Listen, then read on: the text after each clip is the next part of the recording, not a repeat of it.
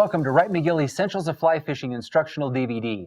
My name is Al Noriker, and I'll be your host today as we take you through all the steps necessary to become better fly fishermen or fly girls.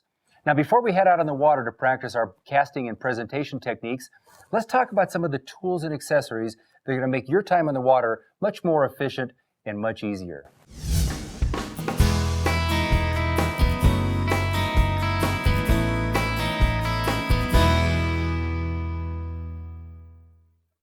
One of the most important accessories a fly fisherman can own is a great pair of breathable waders. Keeps you cool in the summertime, warm in the wintertime. It also gives you the ability to be mobile and get to where those fish are living.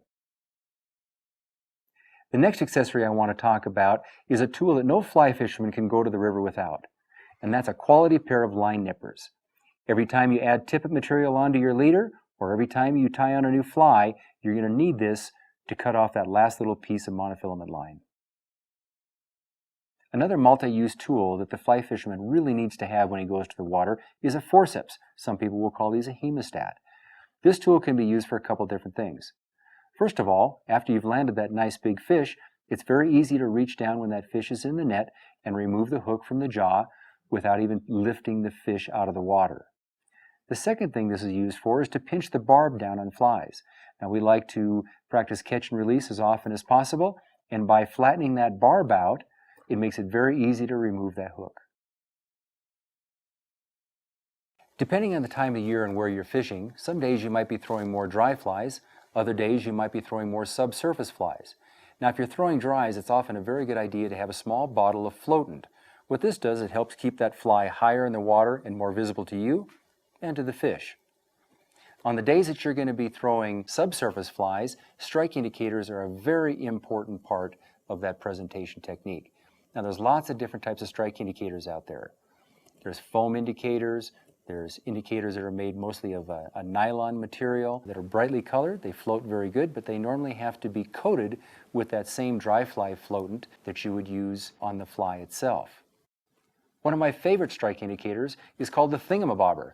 Not only is it a great name, but it floats higher and looks better in the water than any other strike indicator I've ever used. It comes in lots of different sizes. Bright colors. It even comes in a new black color as well as a glow-in-the-dark.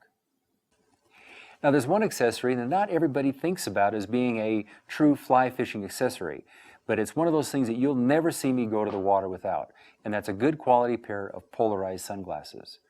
Now, polarized sunglasses not only keep the glare off your eyes in bright light conditions, but they also give you the ability to look through the surface of the water and be able to see fish where you might not have been able to do that without those.